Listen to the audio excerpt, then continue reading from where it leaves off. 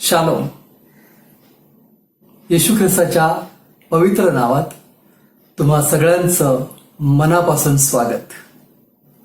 प्रियांनो, 22 मार्च रोजी आपण ही उपासना ऑनलाईन सुरू केली होती आणि तेव्हापासून आजपर्यंत दर रविवारी न चुकता आपण ही ऑनलाईन उपासना घेत आहोत. अर्थात त्यावेळेस तशी गरज होती. लोकांना घराबाहेर पडता येत नव्हतं. चर्चमध्ये उपासना करणं तर शक्यच नव्हतं आणि म्हणून आपण हा पर्याय निवडला होता. पण आता जरा लॉकडाऊन भारतामध्ये तरी शिथिल होत आहे आणि म्हणून कदाचित चर्चेस देखील उघडतील आणि लोक चर्चमध्ये उपासना करायला जाऊ शकतील आणि मग कदाचित अशा ऑनलाईन उपासनेची गरज पडणार नाही. अर्थात अजून काही निश्चित झालेलं नाहीये, परंतु जर तसं झालं तर मग आपण कदाचित ही उपासना ऑनलाईन उपासना थांबवू. आणि तसंही पाहता पुष्कळशा चर्चेसने किंवा सर्वच चर्चेसने आपापली ऑनलाईन उपासना सुरू केलेली आहे. त्यामुळे सर्व सभासदांना ऑनलाईन उपासनेचा लाभ घेता येतोय आणि प्रभूची उपासना करता येते. आणि आपला उद्देश हाच होता की जरी चर्चमध्ये जाता येत नव्हतं तरी आपल्याला घरात बसून प्रभूची उपासना करता येत होती आणि आपण जेथे कुठे होतो तेथून आपण एकत्र येऊन अशा रीतीने उपासना केली. आज देखील आपण ही उपासना करत आहोत आणि या उपासनेमध्ये आपण प्रभूला आमंत्रित करूया आणि त्याला मान महिमा गौरव देण्यासाठी आपण ही प्रार्थना करून उपासना त्याच्या हातात देऊया. प्रार्थना करू. प्रभू, आम्ही तुझे आभार मानतो की तुझी उपासना करण्यासाठी आम्हाला वेळेचं जागेचं बंधन नाही.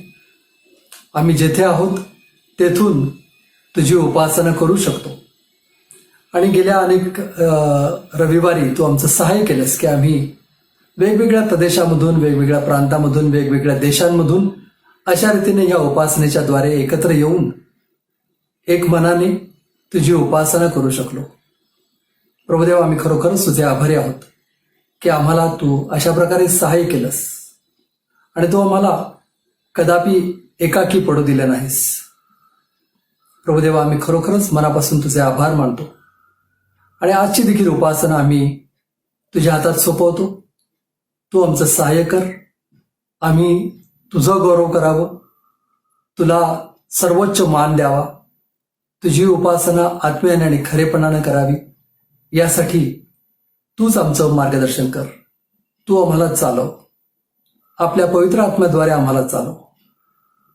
आजची उपासना तुला आवडेल अशी असू दे बापा. तुझं नाव उंचावणारी असू दे. आम्हाला कोणाही व्यक्तीला तुझ्यापेक्षा उंच करायचं नाही.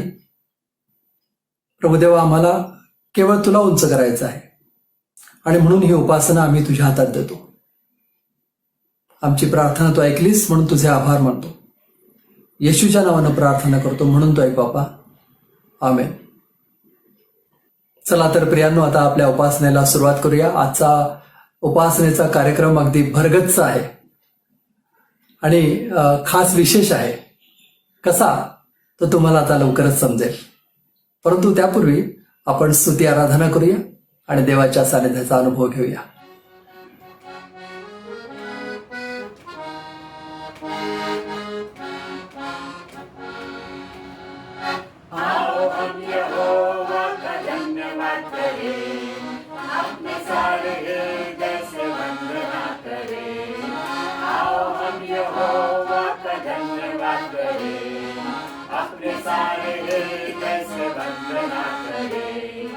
उसके पाठ तो मेरी स्तुति करे और ललकारे. उसके पाठ तो मेरी स्तुति करे और ललकारे. जिसने बनाया हमें, जो है हमारा आधार, जिसने बचाया हमें, जो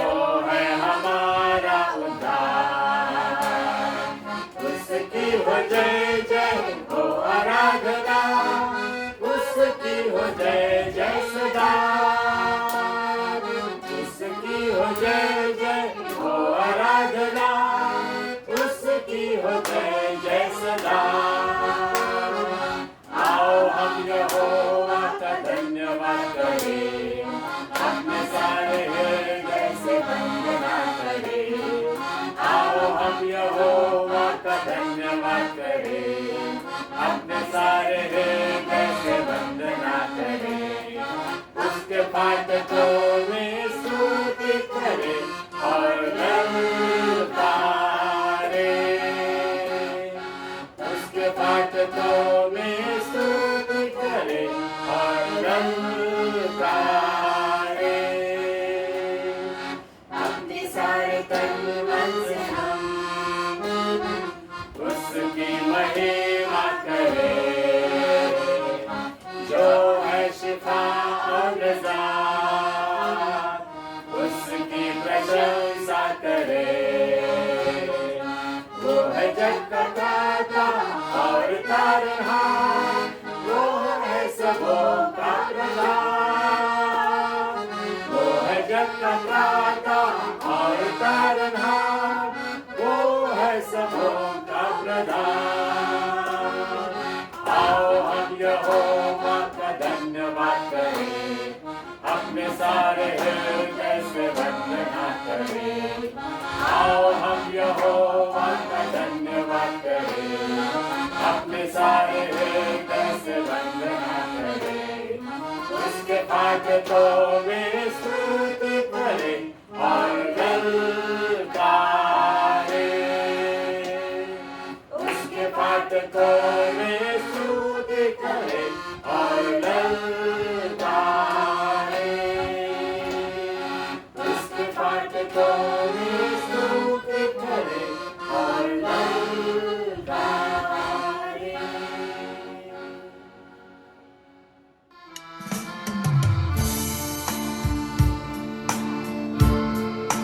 तू मेरा शरण स्थान, तू मेरा गढ़ है, संकट में मेरा दोस्त, मेरा प्रभु। तू मेरा शरण स्थान, तू मेरा गढ़ है, संकट में मेरा दोस्त, मेरा प्रभु। आराधना करूं मैं पूरे दिल से, मैं तुझे ढूंढूंगा संपूर्ण जीवन में, तेरी सेवा करूंगा मेरी सारी चीजों से। मैं हूँ यहाँ, मैं हूँ यहाँ प्रभु, मैं हूँ यहाँ प्रभु, मैं हूँ यहाँ प्रभु, मैं हूँ यहाँ। उद्धारक मेरा तू, मेरी चंगाई है, संकट में सामर्थ तू, मेरा प्रभु। उद्धारक मेरा तू, मेरी चंगाई है, संकट में सामर्थ तू, मेरा प्रभु। आराधना करूं मैं पूरे दिल से, मैं तुझे ढूंढूंगा संपूर्ण जीवन में, तेरी सेवा करूंगा मेरी सारी चीजों से। मैं हूँ यहाँ,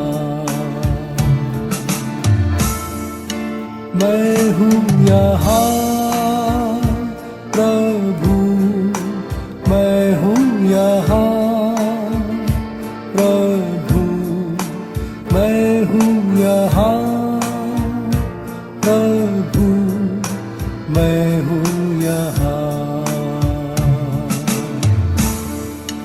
तू मेरा चरवाहा, मुझको चराएगा, मुझको संभालेगा मेरा प्रभु। तू मेरा चरवाहा, मुझको चराएगा, मुझको संभालेगा मेरा प्रभु। आराधना करूं मैं पूरे दिल से, मैं तुझे ढूंढूंगा संपूर्ण जीवन में, तेरी सेवा करूंगा तेरी सारी चीजों से। मैं हूँ यहाँ, मैं हूँ यहाँ प्रभु, मैं हूँ यहाँ प्रभु, मैं हूँ यहाँ प्रभु, मैं हूँ यहाँ, मैं हूँ यहाँ, मैं हूँ यहाँ।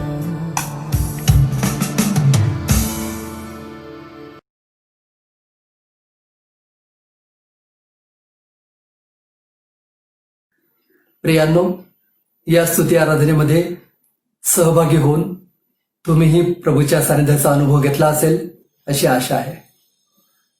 यावेळी आपण देवाचं वचन वाचूया. आणि हे वचन आपल्यासाठी वाचत आहे मिशेल, म्हणजे पद्मिनी आणि जॉन थॉमस यांची मुलगी हे वचन वाचत आहे.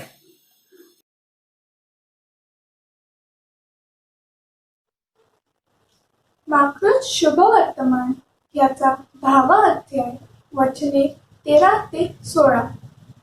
लहान मुलांना येशूचा आशीर्वाद. मग त्याने बाळकास स्पर्श करावा म्हणून लोकांनी त्यांना त्याच्याकडे आणले, परंतु शिष्यांनी आणणाऱ्यांना तटाविले.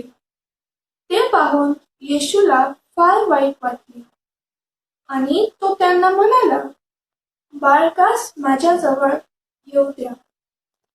त्यांना मनाई करू नका, कारण देवाचे राज्य त्यांच्यासारख्यांचेच आहे. मी तुम्हास खचित सांगतो, जो कोणी बाळकांसारखा होऊन देवाच्या राज्याचा स्वीकार करणार नाही, त्याचा प्रवेश त्यात मुळीच होणार नाही.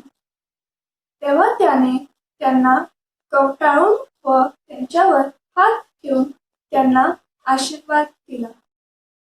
आमेन. मिशेल, फार सुंदर रीतीने वचन वाचलंस, मनापासून आभार.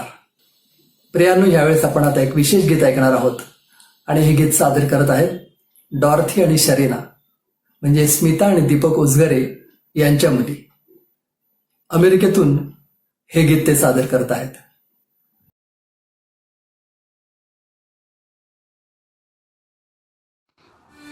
Even before I was born, God knew my name. Even before I was born, He had a plan. Even before I met Mom and Dad, there was something special about me.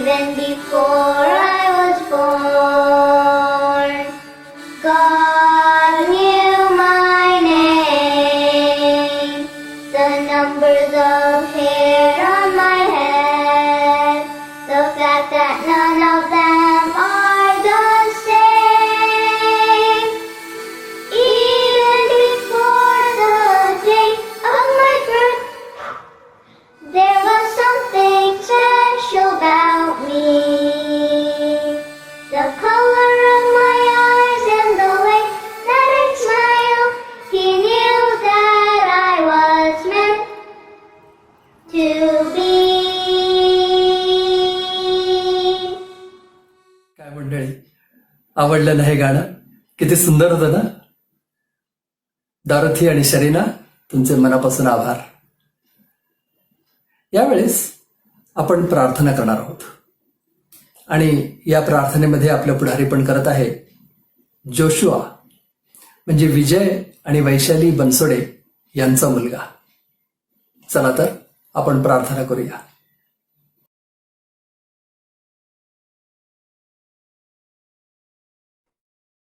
I welcome you, family and friends, to this blessed time of prayer. The Bible says, the effectual fervent prayer of a righteous man availeth much power. So let's join forces and we believe that our God is a faithful and a prayer answering God. Hallelujah. We are praying for doctors and those in the medical field of our Lord, the nurses, the ward boys, the ward ayahs of our Lord. Thank you, Lord, for your Spirit is keeping them in perfect peace and in perfect health of our Lord. Thank you, Lord, for they are not succumbing to this COVID-19 virus of our Lord, and neither are they succumbing to fear. For you have not given us a spirit of fear of our Lord. They have a sound mind. They know how to operate as they have been taught rigorously of our Lord, and they treat the patients with ease. And we declare that there is a recovery in all the patients in India of our Lord. Thank you, Lord, for your hand is upon us of our Lord, and as we pray, we are effecting changes of our Lord. Secondly, we are praying for the police, the law enforcement officers, and the emergency people of our Lord, that they are kept in health and they are kept in understanding of our Lord. They are keeping the peace here of our Lord, that anarchists do not come up and try to disrupt the peace of our Lord. You have given them authority and you have given them power of our Lord to keep peace and calm in such a time of calamity as this of our Lord. Thirdly, we are praying for the NGOs, the non-governmental organizations, and the social service people of our Lord. Thank you, Lord, for you have blessed them to prosper of our Lord, as they are doing a good work of our Lord. They are feeding the hungry and the poor and the penniless of our Lord. They are giving them 3 meals a day. Because of lockdown, which they cannot afford of our Lord, they are helping them out of our Lord. I pray that your spirit of prosperity is upon them of our Lord, that they may prosper and they may continue in this good work, and you will perfect it of our Lord. And now also we are praying for the farmers of our Lord who have been affected, the daily wage workers of our Lord, whose livelihood depends on their day's income of our Lord. This lockdown has been terrible for them of our Lord. I can hear their cries of our Lord, that you must help them of our Lord. And I declare that there are angels sent out of our Lord who are guarding them and who are making them have the prosperity enough that they will survive this lockdown of our Lord, and they will survive with a great income of our Lord. As Isaac dug up wells when there was a time of famine and water came out of that wells, in the same manner of our Lord, the farmers in India, the backbone of India of our Lord, they are recovering from this COVID-19 lockdown of our Lord and all these restrictions of our Lord. They are recovering of our Lord, and their families are well fed of our Lord. They do not starve anymore, for your spirit is with us of our Lord as we pray. We are also praying for the elderly of our Lord, especially those who are alone at home of our Lord. They don't have anyone to look after them of our Lord, but we know that you are always with them of our Lord. You have not forsaken them of our Lord. And we pray that the young men remember that these elderly people are the ones who have worked hard for this country of our Lord, for the progress of this nation, and have fed them of our Lord. That they may remember their old people of our Lord, and they will make sure that they have supplies enough and materials to go through this lockdown with ease of our Lord. They do not struggle. They do not have any scarcity of anything of our Lord, because you are their supply of our Lord. Thank you, Jehovah. And finally, we are praying that the lockdown restrictions, now that they are easing of our Lord, that people will have the understanding, they will be of a sound mind to make sure they are taking the right decisions of our Lord. They are wearing the mask. They are doing all that is directed by the health officials, by the government of our Lord. There is no crowding of unnecessary crowding of our Lord. They are following all the regular instructions that we have given us of our Lord, so that India may progress further into the unlocked phases, and finally we will be able to praise you and to pray to you from the great congregation that is in our churches of our Lord. Thank you, Lord, for your spirit is with us, and angels are being sent out for this very purpose. We bless you and we pray to you in the name of Jesus, because we know you answer in that name of our Lord. We exalt you, we give you all the glory, the honor, and the praise of our Lord. In Jesus' name we pray. Amen. Hallelujah. किती सुंदर प्रार्थना झाली ना Joshua, खरोखरच मनापासून तुझे आभार. यावेळी आणखीन एक विशेष गीत आपण ऐकणार आहोत, आणि हे विशेष गीत अगदी खास आहे बरं का. कसं ते तुम्हाला ऐकल्यावरच कळेल. ऐकूया तर.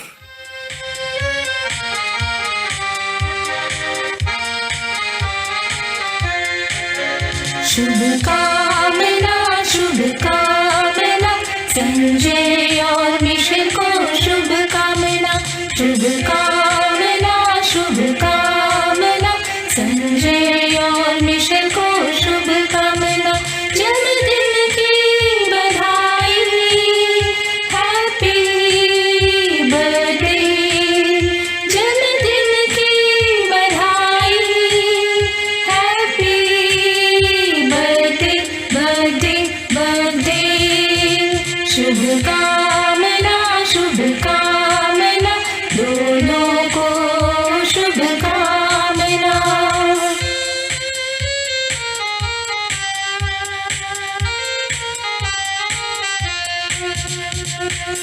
जीवन की खुशियाँ प्यार की लड़ियाँ बनी रहे सदा, मधुर तराने भंवरों की गुंजन गूंजती रहे सदा। जीवन की खुशियाँ प्यार की लड़ियाँ बनी रहे सदा, मधुर तराने भंवरों की गुंजन गूंजती रहे सदा। कामना है सदा, कामना है सदा, कामना है सदा, कामना है सदा, है सदा, है सदा। शुभकामना शुभकामना दोनों को शुभकामना।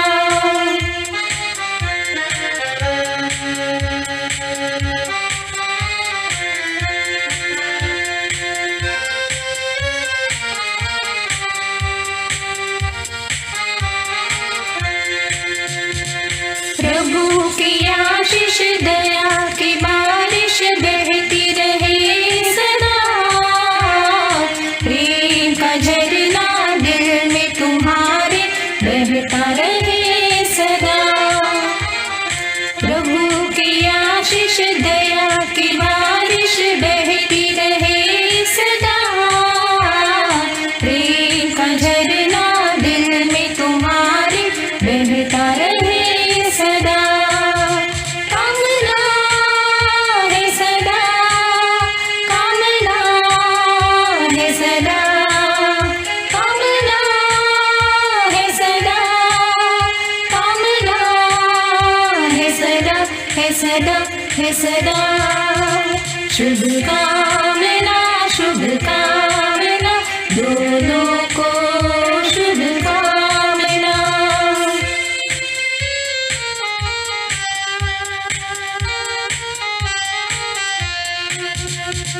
नए साल में नए जोश में रहे इरादा तुम्हारा, सेवा करोगे प्यारे प्रभु की होगा तुम्हारा ये वादा। नए साल में नए जोश में रहे इरादा तुम्हारा, सेवा करोगे प्यारे प्रभु की होगा तुम्हारा ये वादा। कामना है सदा, कामना है सदा, कामना है सदा, कामना है सदा, है सदा, है सदा।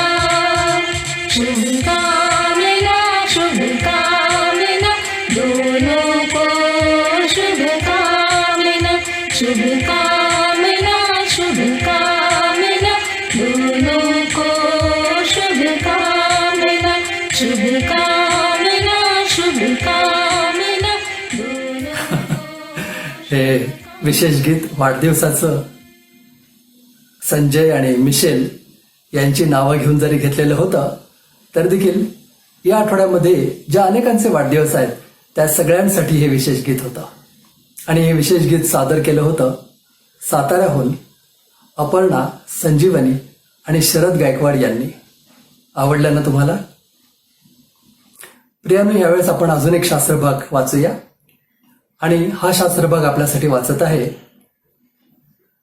केडगाव, पुणे येथून जोयांना, म्हणजे किरण आणि शिल्पा दामले यांची मुलगी. चला तर वचन ऐकूया.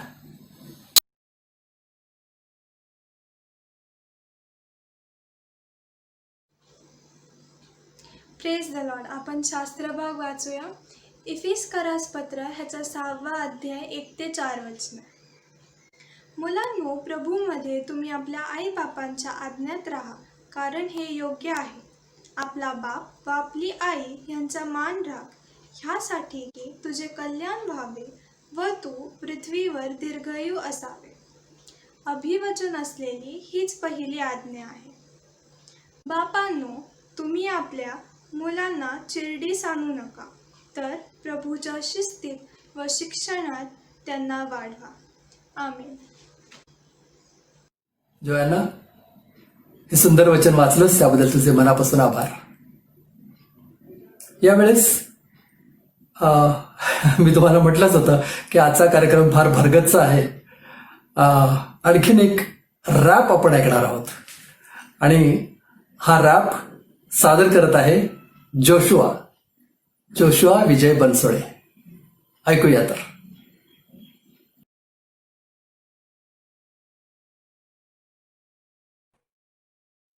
Praise the Lord, family and friends. My name is Joshua and I'm presenting to you a spoken word piece titled The COVID-19 Fiasco.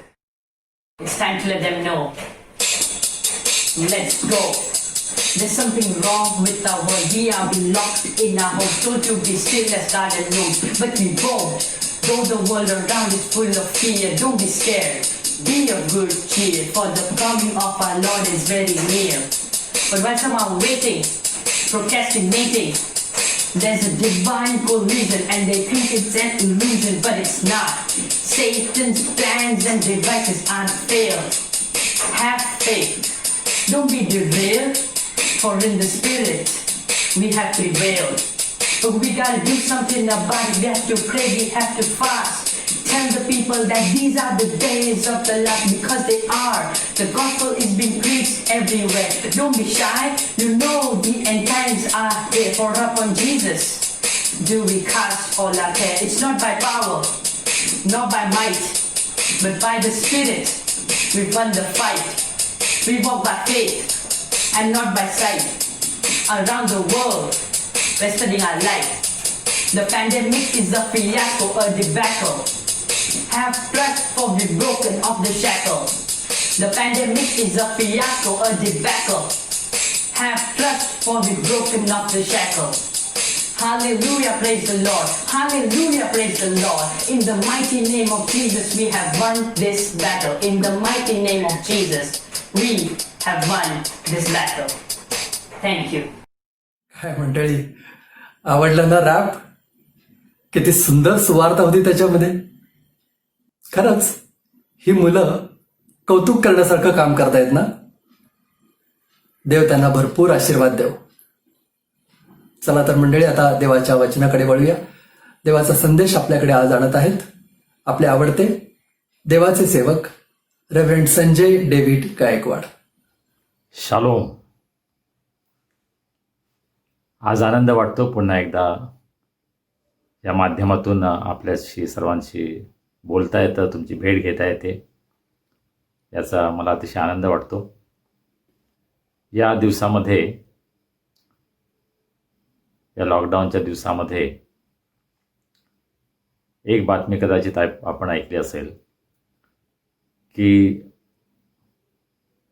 घरामधील हिंसाचार वाढला आहे. विशेषतः लहान मुलांवर अन्याय आणि अत्याचार होत आहे. एक अत्यंत दुःखदायक बातमी मला आत्ताच समजली. 14 वर्षांचा एक मुलगा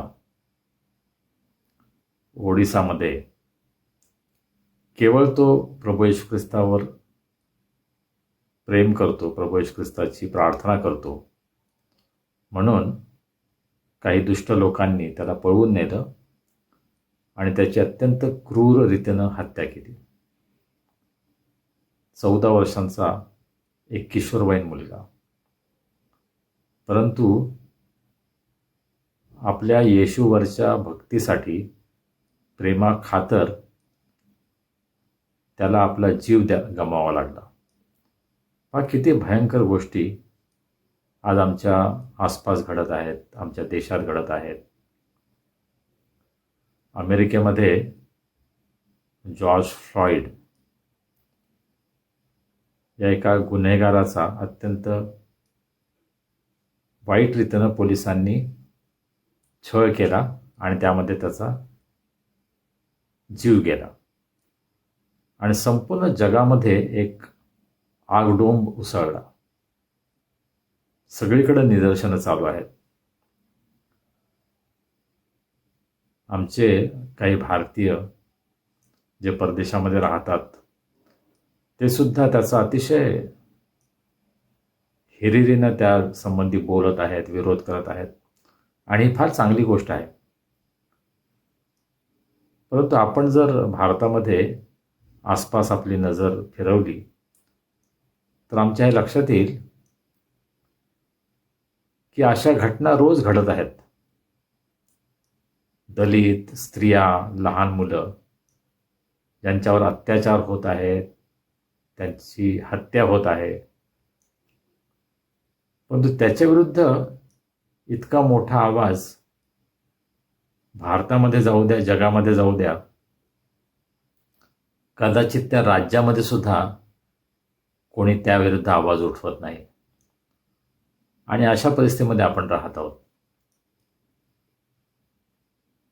आणि येशू ख्रिस्तावर प्रेम करणारे, येशू ख्रिस्ताची भक्ती करणारे ख्रिस्त भक्त या नात्यानं आमच्यावर फार मोठी जबाबदारी आहे. आणि म्हणून आज जो विषय मी निवडला आहे तो लहान मुलांसंबंधी आहे. प्रभू येशू लहान मुलांवर अतिशय प्रेम करतो आणि आपलं प्रेम त्यानं अनेकदा प्रगट केलं. आणि त्याच प्रकारचा एक प्रसंग मार्क कृष्णवर्तमान याच्या 10व्या अध्यायामध्ये 13 ते 16 या वचनांमध्ये आपण त्याविषयी पाहणार आहोत. तर आपलं पवित्र शास्त्र उघडूया आणि पाहूया या वचनामधून परमेश्वर आज आम्हाला काय शिकवू इच्छितो. मार्क सुवर्तमान याचा 10वा अध्याय आणि 13 वचन. मग येशूनं बाळकास स्पर्श करावा म्हणून लोकांनी त्यांना त्याच्याकडे आणले, परंतु शिष्यांनी आणणाऱ्यांना दटावले. आजच्या या मननामध्ये या शास्त्र भागामधून आपण 5 गोष्टी पाहणार आहोत. आणि त्यापैकी पहिली गोष्ट आपण या ठिकाणी ही पाहतो की लोकांनी ही इच्छा प्रदर्शित केली की येशूनं आपल्या मुलांना स्पर्श करावा. किती सुंदर इच्छा आहे नाही का, की देवानं आमच्या मुलांना स्पर्श करावा, येशूनं आमच्या मुलांना स्पर्श करावा. मंडळीमध्ये आईवडील पुष्कळदा आपल्या मुलांना समर्पणासाठी पुढे घेऊन येतात, प्रार्थनेसाठी पुढे घेऊन येतात.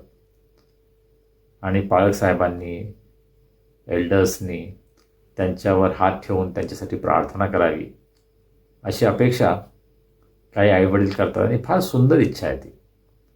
आणि या ठिकाणी सुद्धा आपण पाहतो की येशूनं त्यांना स्पर्श करावा म्हणून काही पालकांनी आपल्या मुलांना येशूकडं आणण्याची इच्छा व्यक्त केली. आणि फार चांगली इच्छा आहे. अनेक पालकांना ही अपेक्षा असते, ही इच्छा असते, त्यांची ही प्रार्थना असते की देवानं आमच्या मुलांवर आशीर्वाद द्यावा, देवानं आमच्या मुलांना आशीर्वाद द्यावा, त्याचा हात आमच्या मुलांवर असावा. आणि एक चांगला स्पर्श, एक आशीर्वादाचा स्पर्श, एक धीर देणारा स्पर्श, एक उत्तेजन देणारा स्पर्श हा मुलांना फार चांगला समजतो. असं म्हणतात की आमच्या बोलण्यापेक्षा आमच्या स्पर्शानं आम्ही मुलांना अधिक जास्त चांगल्या रीतीनं आपलं प्रेम व्यक्त करू शकतो. लहानपणापासूनच बालकांना आपल्या आईवडिलांनी, आपल्या प्रियजनांनी आपल्याला स्पर्श करावा अशी त्यांची इच्छा असते. आणि ही एक मानवी भावना आहे, एक मानवी इच्छा आहे की मला कोणीतरी स्पर्श करावा. देवानंच आमच्या मनामध्ये ही भावना निर्माण केलेली आहे. आणि अशा प्रकारे एक स्पर्श करणं ही एक फार चांगली गोष्ट आहे. स्पर्श करण्याद्वारे आम्ही आपलं प्रेम व्यक्त करू शकतो, स्पर्श करण्याद्वारे आम्ही एकमेकांना धीर देऊ शकतो. स्पर्श करताना आपण एकमेकांना उत्तेजन देऊ शकतो. जसं काही एखाद्या व्यक्तीनं एखादं चांगलं काम केलं, एखाद्या मुलानं परीक्षेत चांगले मार्क मिळवले, त्याचे आईवडील त्याच्या पाठीवर शाबासकीची थाप देतात, नाही का, पाठ थोपटणं, याचा अर्थ शाबासकी देणं, उत्तेजन देणं, धीर देणं. आणि आम्हा सर्वांना आपल्या जीवनामध्ये स्पर्शाची गरज असते आणि त्या स्पर्शामधून आमच्या भावना आम्ही व्यक्त करत असतो.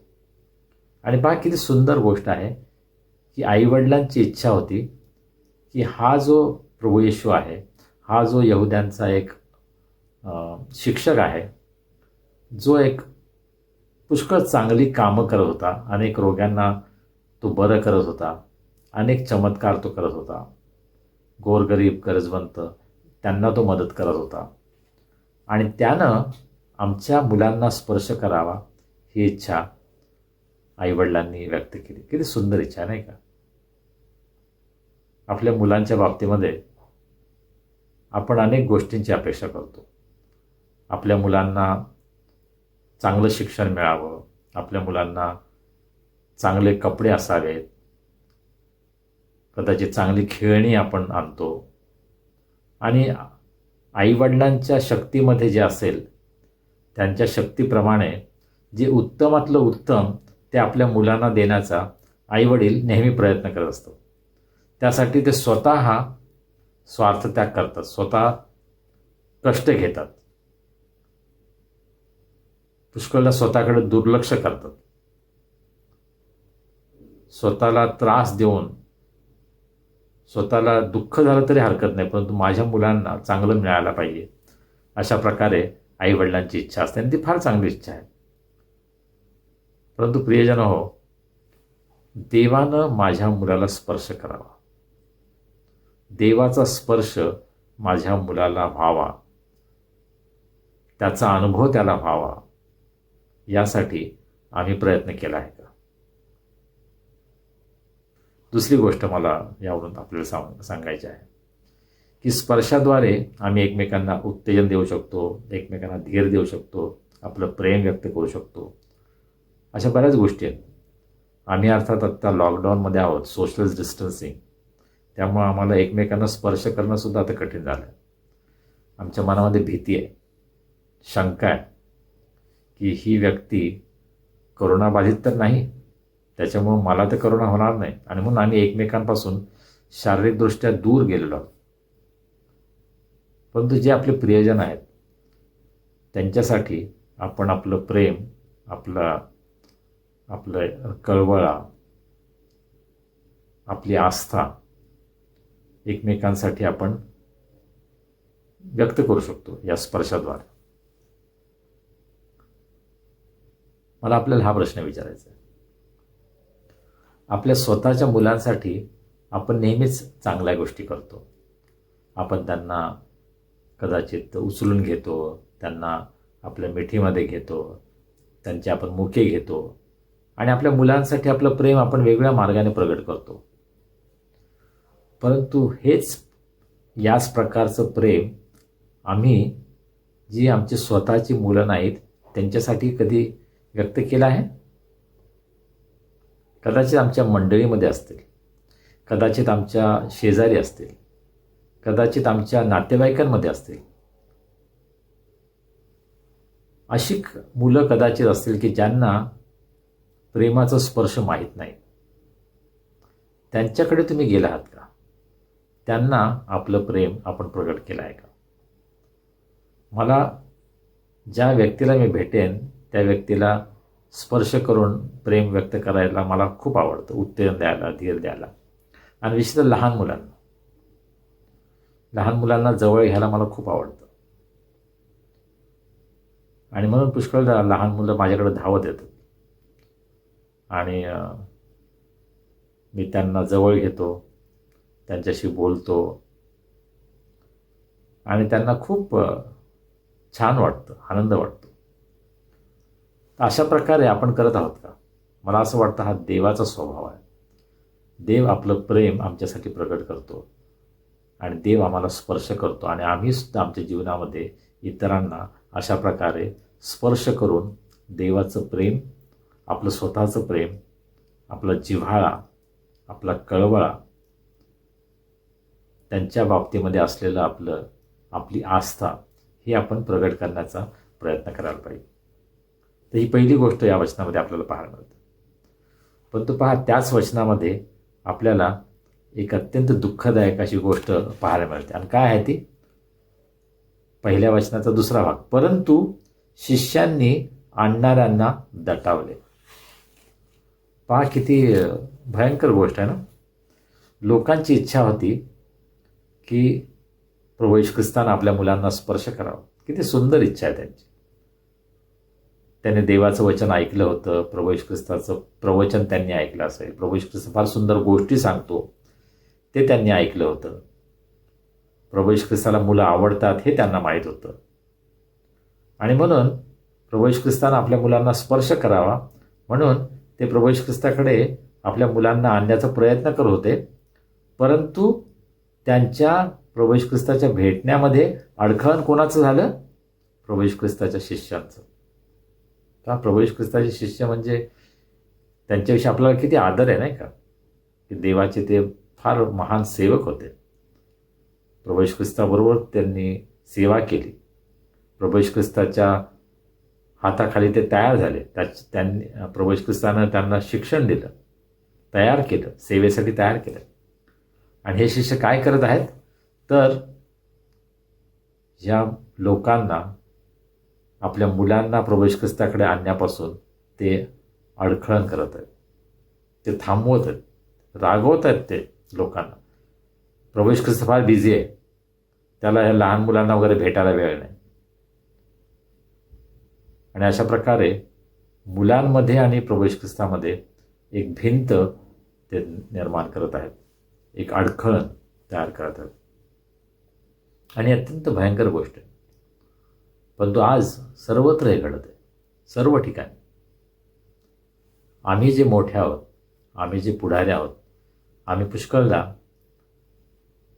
मुलांना प्रभू येशू ख्रिस्ताचा स्पर्श व्हावा यामध्ये अडखळण ठरत आहोत.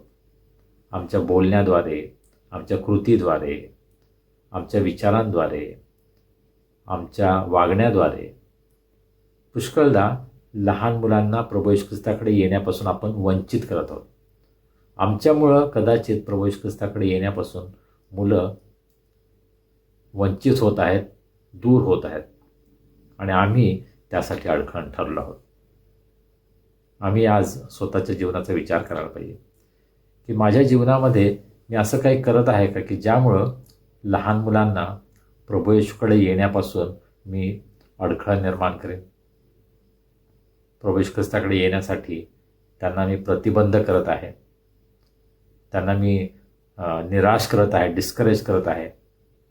अशा गोष्टी माझ्याकडून घडत आहेत का? मला असं वाटतं आज आम्ही त्याचा विचार करण्याची गरज आहे.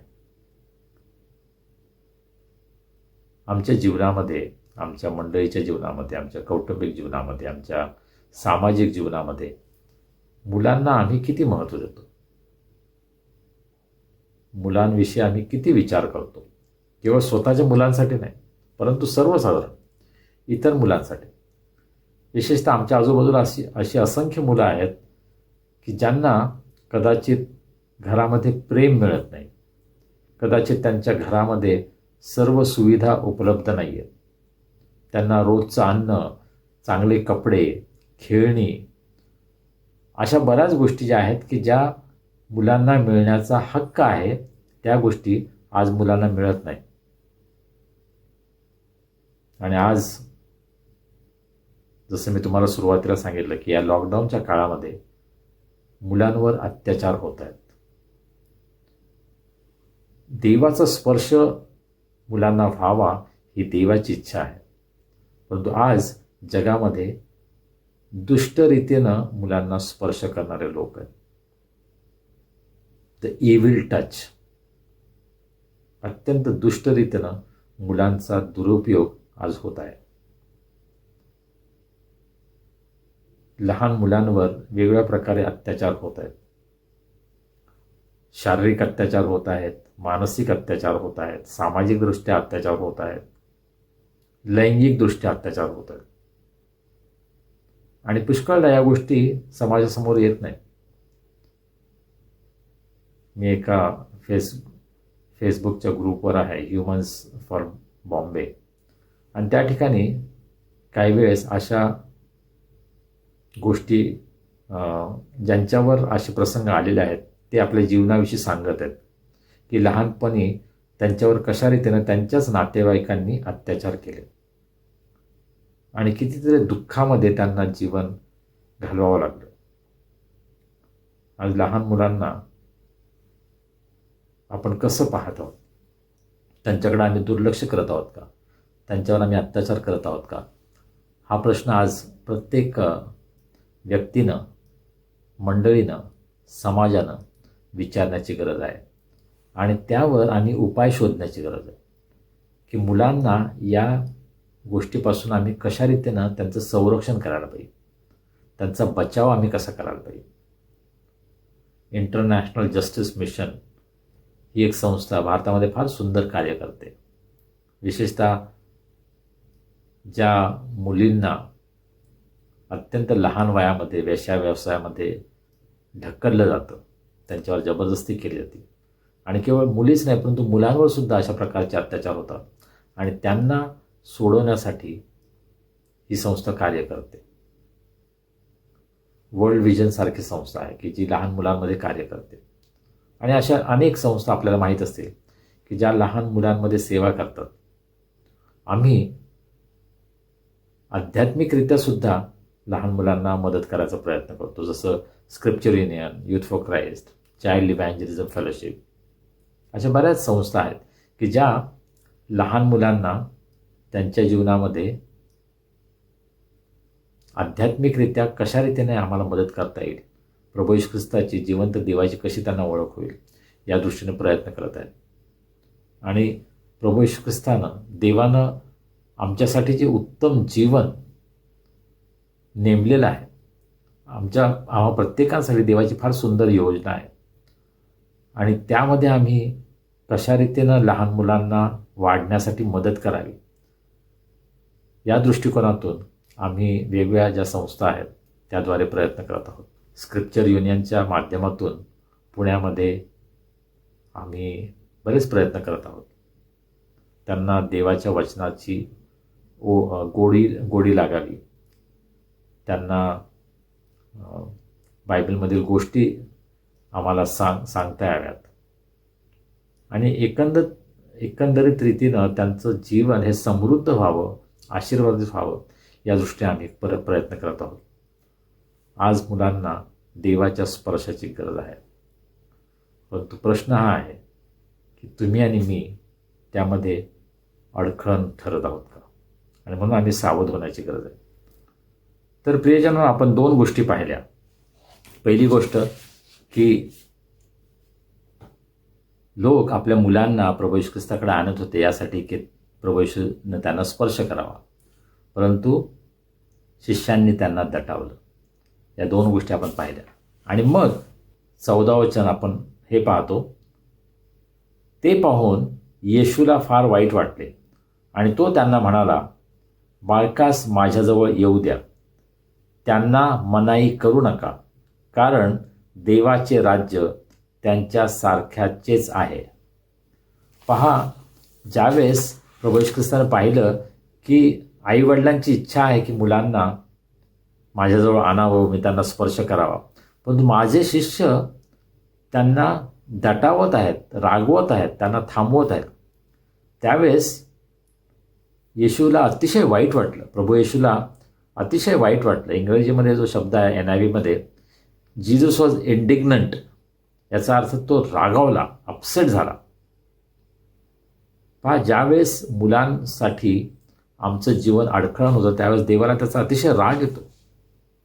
आणि म्हणून आम्हाला याची भीती वाटायला पाहिजे की आमच्या वागण्याद्वारे, बोलण्याद्वारे आम्ही लहान मुलांना अडखळण तर होत नाही, प्रभूच्या मार्गामध्ये चालण्यासाठी आमचं जीवन अडखळण तर होत नाही, आणि आम्ही जे पुढारी आहोत आमच्यावर ही जास्त मोठी जबाबदारी आहे की आम्ही ते करत आहोत का. आमच्या जीवनाद्वारे आम्ही मुलांना निराश करत आहोत का, अडखळण निर्माण करत आहोत का, या गोष्टीचा आपण विचार करायला पाहिजे. पहा, प्रभू येशू ख्रिस्ताला या गोष्टीचं अतिशय वाईट वाटलं.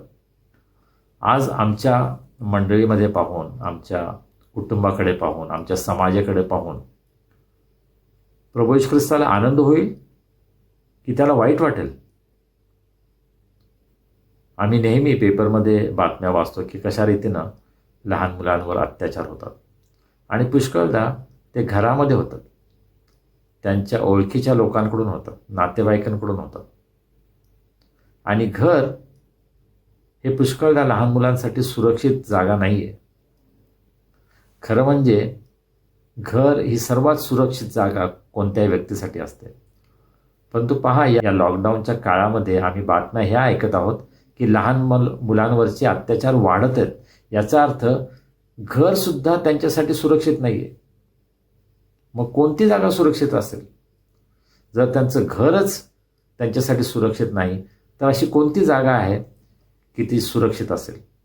पहा, किती मोठी जबाबदारी आज तुमच्यावर आणि माझ्यावर आहे की आमच्या आजूबाजूला जी मुलं आहेत त्यांच्या जीवनामध्ये जर काही वाईट घडत आहे तर आम्हाला काही पावलं उचलावं लागतील. आपल्याला माहीत आहे की काही हेल्पलाईन नंबर्स आहेत की जे मुलं त्या नंबरवर कॉल करू शकतात. आणि असे अनेक मुलं आहेत की जे कॉल करतात आणि सांगतात की माझ्या घरामध्ये माझ्यावर कशा प्रकारे अत्याचार होत आहे आणि यामधून मला सोडवा. पहा, येशू ख्रिस्ताला अतिशय वाईट वाटलं कारण शिष्यांनी त्या लोकांना दटावलं. आज प्रभू येशू ख्रिस्त जर पाहत असेल, प्रभू येशू ख्रिस्त जर आज पाहत आहे तर त्याच्या जीवनामध्ये, त्याच्या मनामध्ये आमच्याविषयी कोणत्या भावना येतील? त्याला वाईट वाटेल का? त्याला दुःख होईल का? तरी तिसरी गोष्ट आपण या शास्त्रवचनामध्ये पाहतो. 15व्या वचनामध्ये आपण पुढची गोष्ट पाहतो. प्रभू येशू ख्रिस्त असं म्हणतो, मी तुम्हाला खचित सांगतो, जो कोणी बाळकासारखा होऊन देवाच्या राज्याचा स्वीकार करणार नाही त्याचा प्रवेश त्यात मुळीच होणार नाही. पहा, प्रभू येशू ख्रिस्त सांगत आहे की जर देवाच्या राज्यात प्रवेश करायचा असेल तर तुम्हाला लहान मुलांसारखं व्हावं लागेल. लहान बाळकांसारखं झाल्याशिवाय तुम्हाला स्वर्गाच्या राज्यात प्रवेश मिळणार नाही. फार मोठी अट आहे ही. तुम्हाला जर स्वर्गाच्या राज्यात जायचं असेल तर तुम्हाला लहान मुलांसारखं व्हावं लागेल. ज्या लहान मुलांचा कदाचित आम्ही तिरस्कार करतो, ज्या लहान मुलांकडे आम्ही दुर्लक्ष करतो, ज्या लहान मुलांना आम्ही गृहीत धरतो, त्या लहान मुलांपासूनच आम्हाला आज शिकण्याची गरज आहे. लहान मुलांपासून आम्हाला नम्रता, सहनशीलता, एकमेकांना क्षमा करण्याची वृत्ती, इनोसन्स, निष्पाप अशा प्रकारची जी वृत्ती आहे ती आम्हाला या लहान मुलांपासून शिकायची आहे. आणि प्रभू येशू ख्रिस्त म्हटलं, जर तुम्ही लहान मुलांप्रमाणे नम्र होत नाही तर तुम्हाला स्वर्गाच्या राज्यामध्ये प्रवेशच नाही. पहा, किती प्रचंड मोठी गोष्ट, मोठं एक सिद्धांत प्रभू येशू ख्रिस्त सांगत आहे की जर स्वर्गाच्या राज्यात जायचं असेल, जर देवाबरोबर आम्हाला सर्व काळ राहायचं असेल तर सर्वप्रथम आम्हाला लहान मुलांप्रमाणे नम्र व्हावं लागेल. आज आम्हाला ही गोष्ट शिकण्याची गरज आहे. लहान मुलांप्रमाणे आम्हाला नम्र होण्याची गरज आहे. एकमेकांना क्षमा करण्याची आम्ही गरज आहे. एकमेकांना आपण स्वीकारण्याची गरज आहे. लहान मुलं किती ते परके जरी असले तरी ताबडतोब एकमेकांना स्वीकारू शकतात. 5 मिनटं जर त्यांना दिली तर जे आयुष्यात कधीही भेटलेले नाहीत ते 5 मिनटानंतर अगदी जिवलग दोस्तासारखे, मित्रांसारखे एकमेकांबरोबर खेळू लागतात, हसतात, मजा करतात. हा लहान मुलांचा स्वभाव आहे. आणि आम्हाला सुद्धा, आम्ही आपलं अंतःकरण इतकं कठीण केलेलं आहे की आम्ही एकमेकांना स्वीकारू शकत नाही. आम्ही आपापसांमध्ये भिंती निर्माण केलेल्या आहेत. भारतामध्ये आपल्याला जाती व्यवस्था आढळते. या जाती व्यवस्थेमुळे माणसं एकमेकांपासून दूर गेलेले आहेत. उच्च जातीचे जे आहेत ते खालच्या जातीच्या लोकांवर रोज अत्याचार करत आहेत.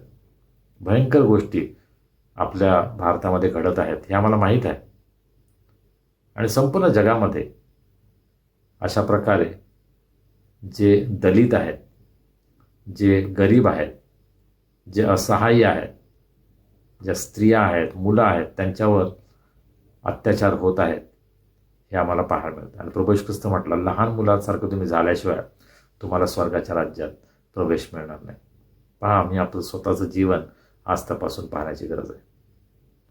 आणि मग शेवटली गोष्ट प्रभू या ठिकाणी सांगतो 16व्या वचनामध्ये, तेव्हा येशूनं त्यांना कवटाळून व त्यांच्यावर हात ठेवून त्यांना आशीर्वाद दिला. फार सुंदर गोष्ट. 3 गोष्टी प्रभू येशू ख्रिस्त करतो. त्या लोकांची अशी इच्छा होती की प्रभू येशू ख्रिस्तानं त्यांना स्पर्श करावा, म्हणजे नुसतं हात लावावा करायचा. परंतु प्रभू येशू ख्रिस्त फार पुढे गेला. त्याने काय केलं? त्यांना कवटाळलं, त्यांना आपल्या कवेत घेतलं, त्यांना आपल्या मिठीमध्ये घेतलं, त्यांना कवटाळून अगदी जवळ, नाही का, जे अत्यंत जवळचे आहेत त्यांनाच आपण अशा प्रकारे ट्रीटमेंट देऊ शकतो, नाही का, त्यांना आपण कवटाळू. आपण कुणीही रस्त्याने जाणाऱ्याला असं करणार नाही. परंतु प्रभू येशू ख्रिस्त या लहान मुलांना कवटाळून त्यांना जवळ घेतो. पहा, प्रभू येशू ख्रिस्ताचं प्रेम या मुलांसाठी किती आहे ते तो प्रगट करतो. पहिली गोष्ट तो त्यांना कवटाळतो. दुसरी गोष्ट तो त्यांच्यावर हात ठेवतो. हात ठेवणं म्हणजे जणू काही अधिकार देणं. मी तुमच्याबरोबर आहे. ज्यावेळेस एखादी व्यक्ती आपल्या खांद्यावर हात ठेवते त्यावेळेस आपल्याला मोठा आधार वाटतो की ही व्यक्ती माझ्याबरोबर आहे, मला आधार आहे, मला सपोर्ट करणार आहे, मला मदत करणार आहे. आणि प्रभू येशू ख्रिस्त जणू काही त्या लहान मुलांना सांगत होता की माझा हात तुमच्यावर आहे, तुम्ही घाबरू नका. आणि आज मुलांना याचीच आवश्यकता आहे. आज मुलांवर अनेक प्रकारचे संकट आहेत, वेगवेगळ्या प्रकारच्या जगामधील घाणेरड्या गोष्टी आहेत. त्यांचा भडीमार मुलांवर होत आहे. त्यांचं जीवन अनेक प्रकारच्या विकृतींना सामोरं जातं. मुलांना अनेक प्रकारच्या विकृती डोळ्यांनी पाहाव्या लागतात, त्यांना अनुभवास येतात. आणि त्यावेळेला देवाचा हात त्यांच्याजवळ पाहिजे. आणि आमच्याद्वारे देव त्यांच्या जीवनामध्ये कार्य करू शकतो. आम्ही जेव्हा एखाद्या लहान मुलावर हात ठेवतो त्यावेळेस देव जणू काय त्या लहान मुलाला सांगत असतो की मी तुझ्याबरोबर आहे. आणि आज आम्हाला अशा प्रकारे मुलांवर हात ठेवण्याची गरज आहे. मला खूप आवडतं ज्यावेळेस आमच्या चर्चमध्ये प्रभुभोजन देत असतो त्यावेळेस काही आईवडील आपल्या मुलांना घेऊन येतात आणि मी त्यांच्या डोक्यावर हात ठेवून त्यांच्यासाठी प्रार्थना करताना मी आशीर्वाद देतो. आणि त्या मुलांना खूप छान वाटतं, त्यांच्या आईवडिलांना चांगलं वाटतं. पण साधी गोष्ट आहे, परंतु आपण हे करू शकतो. मुलं जेव्हा आपल्याकडे येतात तेव्हा त्यांना आपण अशा प्रकारे धीर द्यायला पाहिजे, त्यांना आधार द्यायला पाहिजे. आज मुलांना आधाराची गरज आहे. अनेक मुलं एकाकी आहेत. आपल्या कुटुंबामध्ये असूनसुद्धा ते अत्यंत एकाकी आहेत, अत्यंत दुःखी आहेत, अत्यंत निराश आहेत. आत्महत्येचं प्रमाण वाढत आहे. शाळेतली मुलं पेपर कठीण गेला म्हणून आत्महत्या करत आहेत. कोणीतरी त्यांना धीर देणारा पाहिजे, आपला हात त्यांच्यावर ठेवून सांगणारा की काही काळजी करू नकोस, निराश होऊ नकोस, मी तुझ्याबरोबर आहे. आणि आईवडिलांचं ते प्रामुख्यानं कर्तव्य आहे, शिक्षकांचं ते कर्तव्य आहे, जे आम्ही वडीलधारी आहोत आमचं ते कर्तव्य आहे की लहान मुलांना अशा प्रकारे धीर देणं. आम्ही मुलांवर हात ठेवत आहोत का? त्यांना आम्ही धीर देत आहोत का? त्यांचा आधार आम्ही होत आहोत का?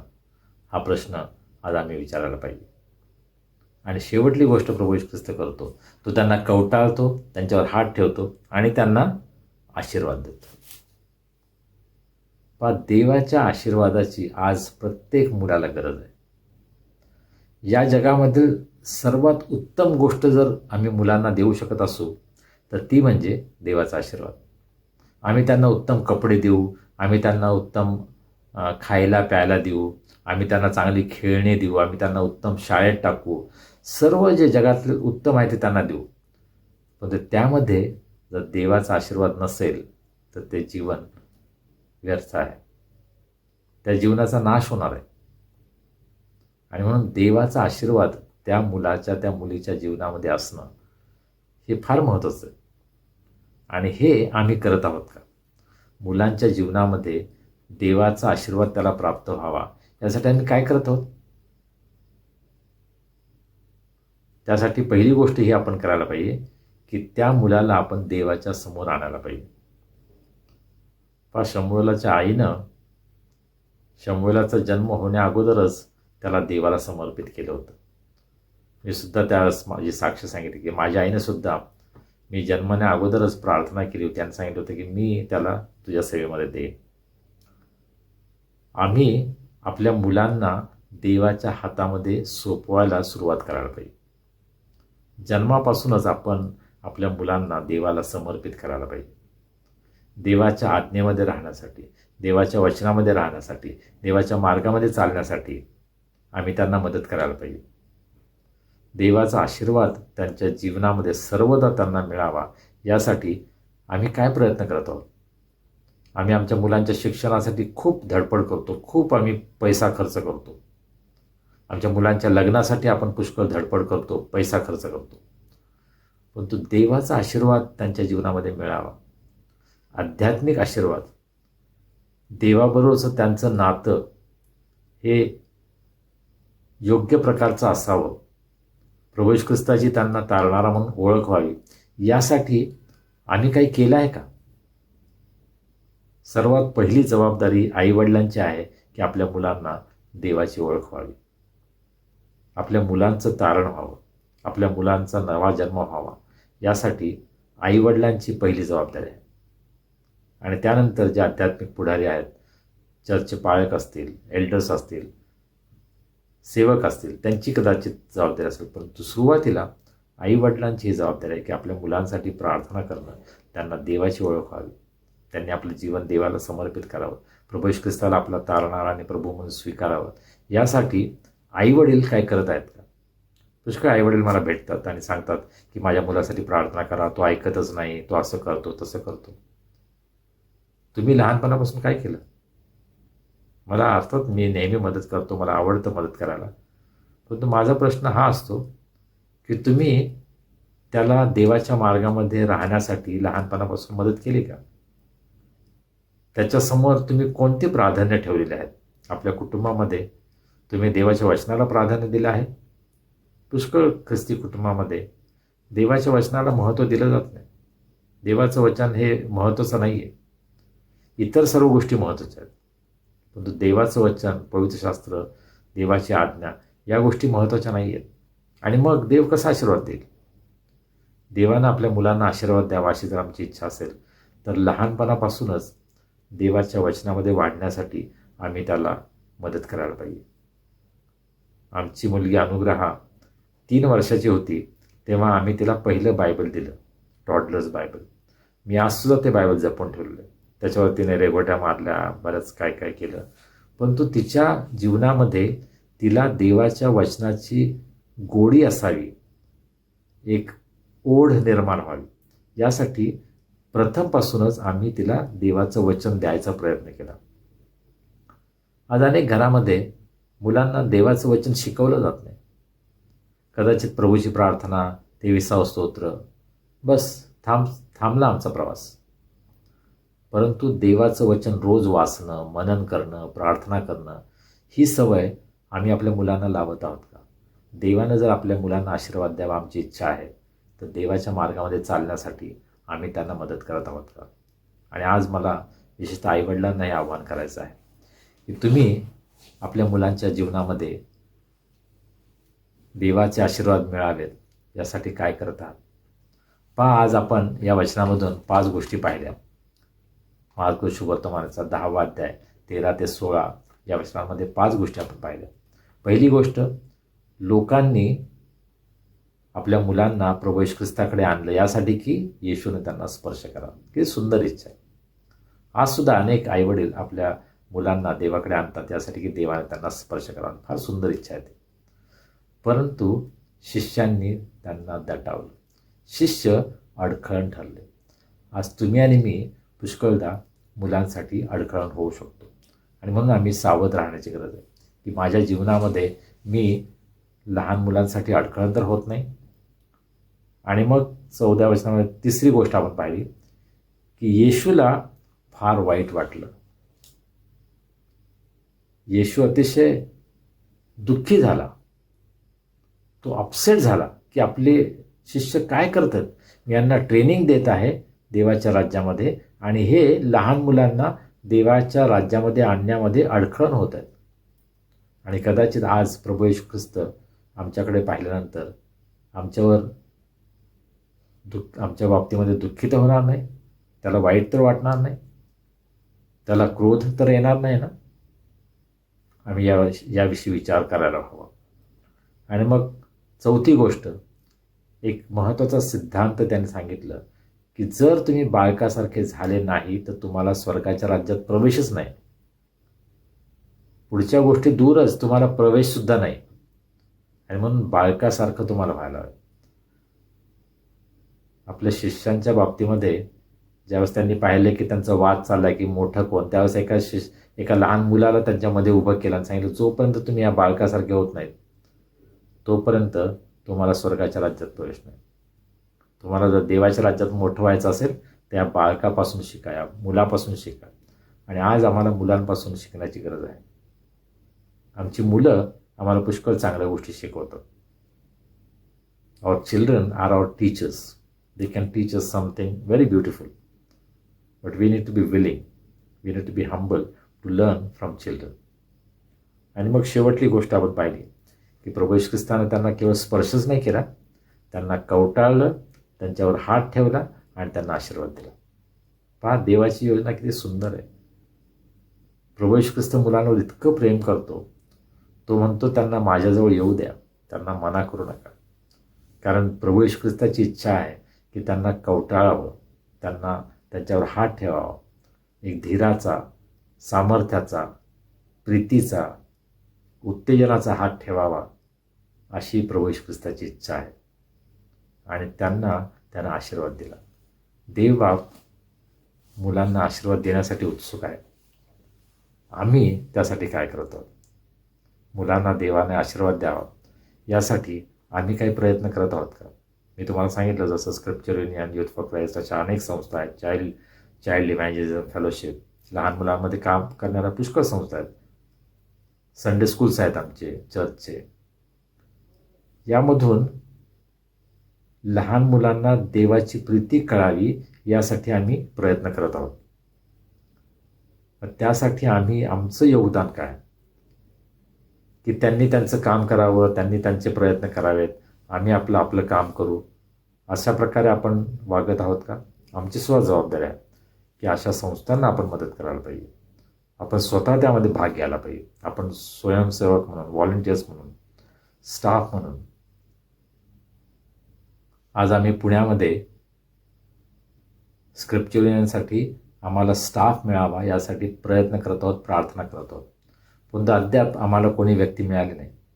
पहा, लहान मुलांमध्ये काम करण्यासाठी कितीतरी मोठी संधी आहे. सेवेचं द्वार त्या ठिकाणी आहे की या माध्यमातून आम्ही लहान मुलांमध्ये सेवा करू शकतो. पण तो कोणी तयार होत नाही. त्यासाठी समर्पण पाहिजे, त्यासाठी मनापासून इच्छा पाहिजे. लहान मुलांमध्ये काम करण्यासाठी खूप आम्हाला नम्र होण्याची गरज आहे. आपण त्या बाबतीमध्ये काय करणार आहोत हा प्रश्न मला आपल्या सर्वांच्या समोर ठेवायचा आहे. लहान मुलांच्या सेवेसाठी आपण प्रार्थना करू शकता, आपण स्वतः काम करू शकता, सहकार्य करू शकता कार्यक्रमांमध्ये, आपण दान देऊ शकता, आपण इतरांना त्यामध्ये येण्यासाठी उत्तेजन देऊ शकता. वेगवेगळ्या माध्यमातून, वेगवेगळ्या प्रकारे आपण लहान मुलांमधील ज्या सेवा आहेत त्यामध्ये सहभागी होऊ शकता. आणि आज मला या निमित्तानं आपण आज विशेषतः लहान मुलांवर आपलं लक्ष केंद्रित केलेलं असताना या सेवेसाठी आपण विशेष प्रार्थना करावी, सहकार्य करावं, त्यांना सपोर्ट करावा यासाठी आज आपल्याला मी आव्हान करू इच्छितो, विनंती करू इच्छितो. या बाबतीमध्ये प्रभूने आपलं मार्गदर्शन करावं ही माझी प्रार्थना आहे. प्रभू आपल्या सर्वांना आशीर्वादित करू. आमेन. आपण प्रभूची प्रार्थना म्हणूया. हे आमच्या स्वर्गातील बापा, तुझे नाव पवित्र मानले जावो, तुझे राज्य येवो, जसे स्वर्गात तसे पृथ्वीवरही. तुझ्या इच्छेप्रमाणे हो. आमची रोजची भाकर आज आम्हास दे. जसे आम्ही आमच्या अपराधांची क्षमा करतो तसेच तू आमच्या अपराधांची आम्हाला क्षमा कर. परीक्षेत आणू नकोस तर आम्हास वाटापासून सोड. कारण की राज्य, सामर्थ्य आणि गौरव ही सर्व काळ तुझीच आहे. आमेन. आणि आता देव बापाची प्रीती, प्रभू येशू ख्रिस्ताची कृपा, पवित्र आत्म्याची सहभागिता, शांती, आनंद आणि आरोग्य आपणा सर्वांसह, आपल्या कुटुंबियांबरोबर आणि या जगामधील प्रत्येकाबरोबर आता आणि सदा सर्व काळ असो. आमेन.